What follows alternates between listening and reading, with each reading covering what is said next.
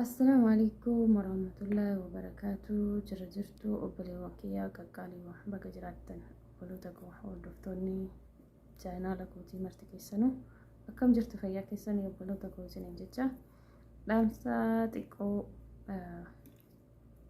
ويكا بدي سني بدوفه أنغا تمرات فيديو كان إلالا يادا كيسان كومنتي أن كايا سنين جدا innis maali hojjettani obboleewwan kiyya keessattuu warroota yuutuubara ilaallata. Kunis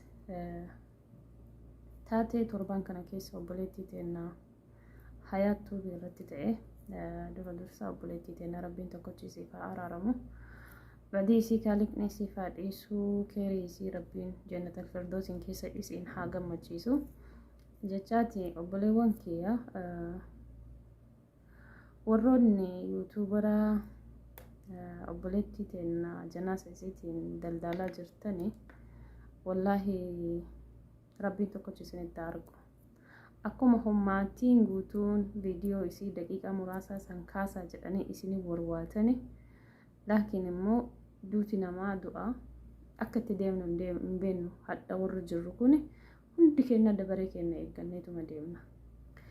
Kanaafuu du'a namaa biizinesa ittiin dalagachuu dhiistanii hojii keessan kan dhuunfaa keessanii waan ofii dandeettan dalagadhaa yaa obboleewwan kiyya.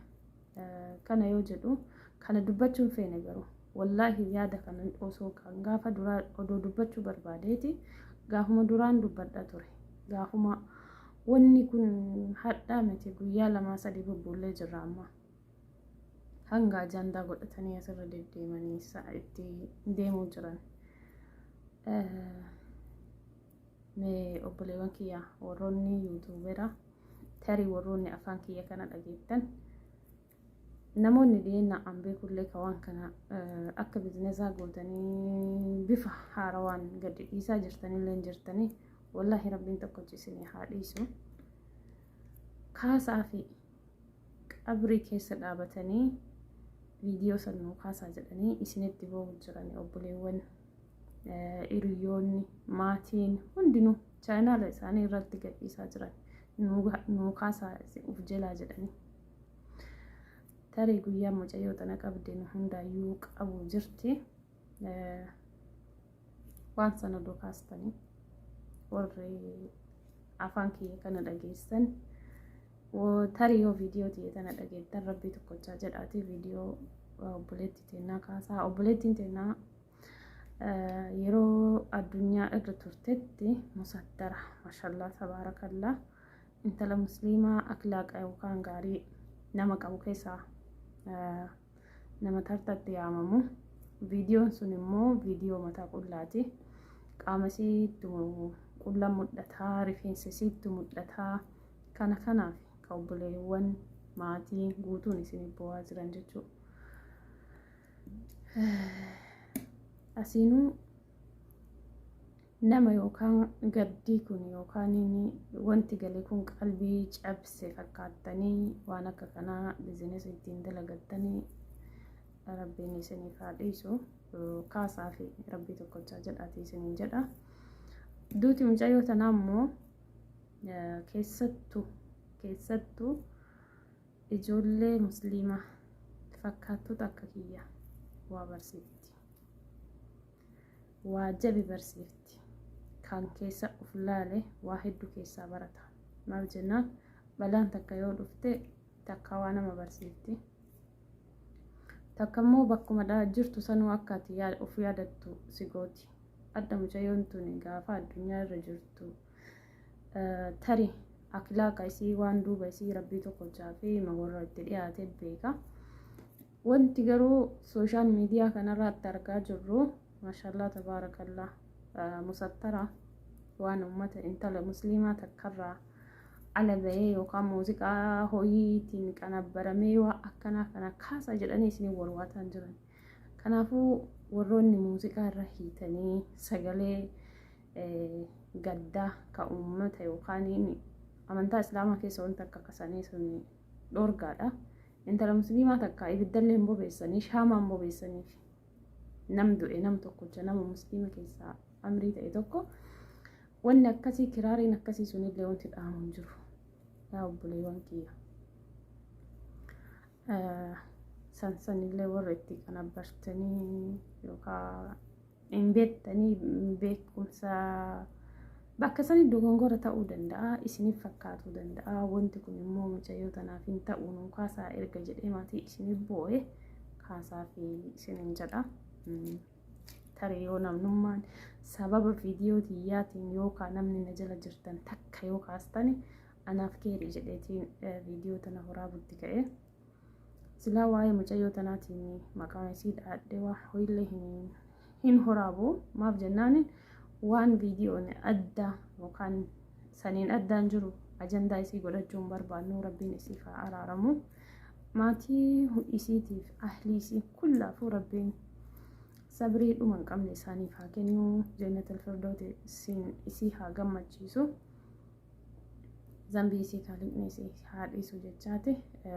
Maalirraa baratte jechuu keessaniin oolu du'a tanarra yeroo tokko maal akka jedhan beektu gaafa hiriyyaan umuriidhaan wal fakkaatu addunyaa kanarraa deeme duuti guddaa barsiiftii jedhan, duuti immoo shabaabaallee shabaaba barsiiftii jedhan.